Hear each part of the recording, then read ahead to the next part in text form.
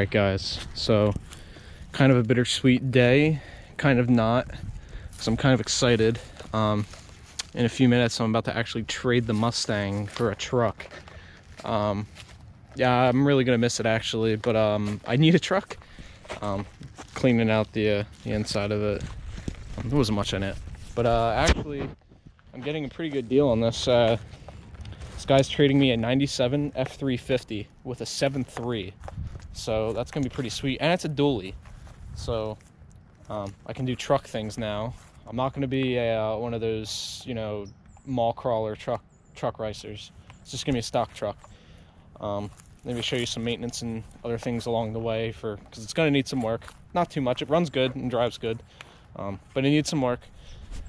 But I want to start flipping cars eventually, and I'm gonna need a truck to do that. So that being said, one of my cars needs to go. I have 3 cars, this, the Saab, and my Focus. And my Saab for sure as hell ain't going, and my Focus that I owe money on is not going.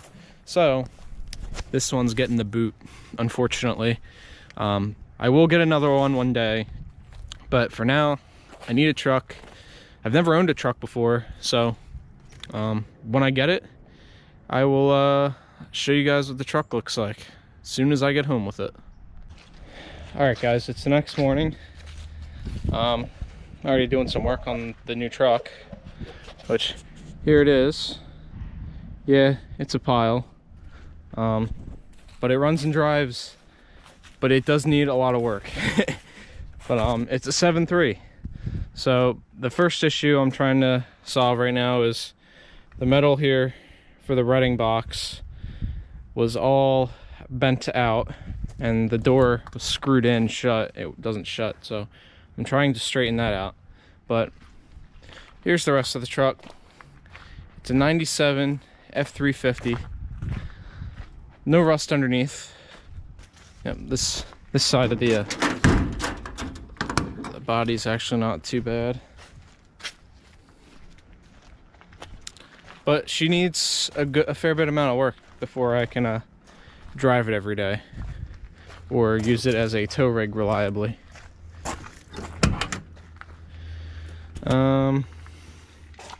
Yep, basic work truck interior, a little rough, but it runs and it works. So oh my god, this thing's a piece. Oh, okay, guess the door doesn't shut. Yeah, this thing's kind of a hoopty, but I'm going to make videos about me fixing random shit on it. So let's pop the hood.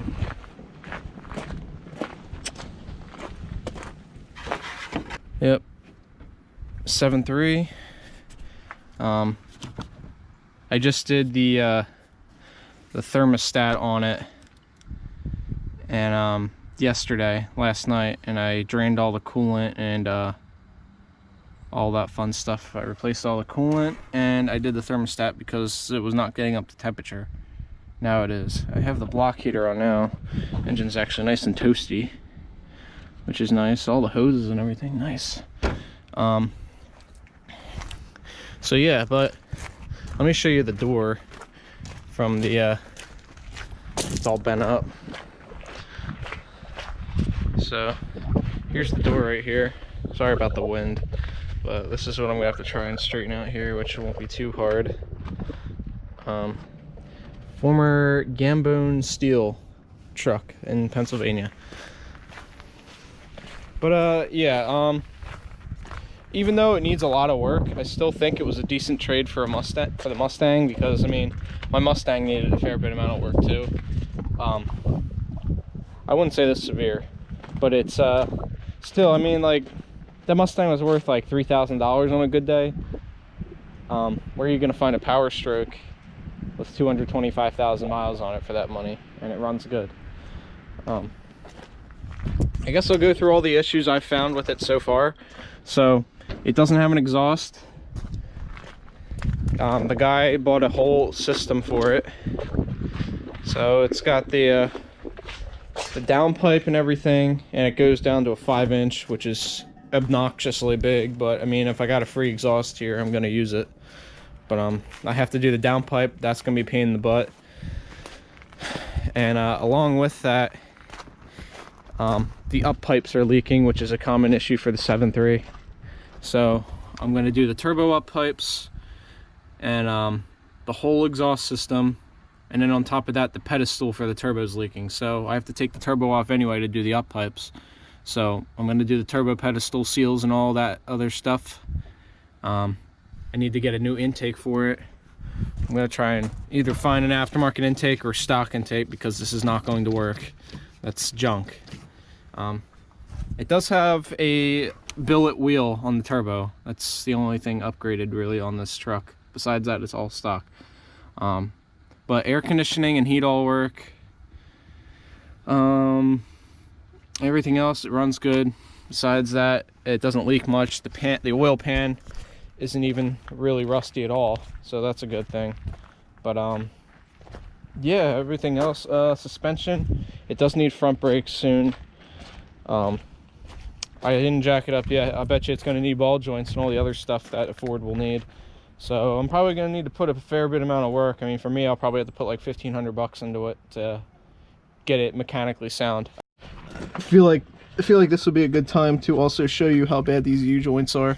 So let's start with this carrier bearing right here. You can feel how bad the vibration is driving. Yeah, you see that? And on top of that, look at this U-joint. It's like about to fall out right there. So I'm gonna just pull this drive shaft off, do all the U-joints and the carrier bearing here, and then that'll be mint. But as you can see, the frame and all that underneath is actually pretty solid. There's no real rust anywhere. Everywhere is for the most part pretty solid. So I mean, that's the one thing I was mainly looking for in this truck, is to have a solid frame, because that's hard to find on an old Ford like this. So yeah, that's my truck. I guess I'll start it up for you guys if I can find the freaking keys. This thing will fire right up. It should.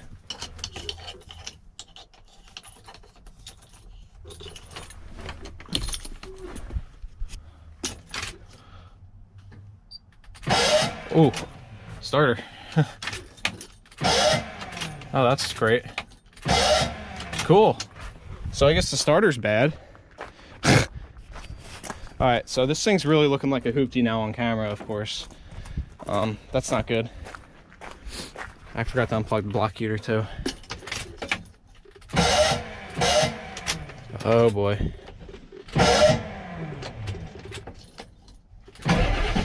There we go. So now it needs a starter.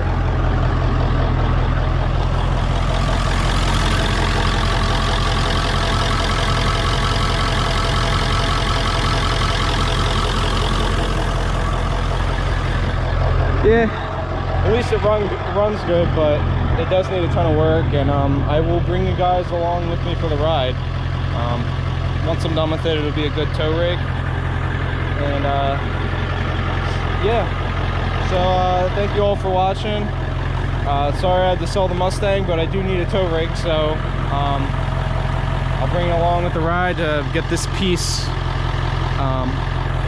driving and running a little better. So thanks guys. See you.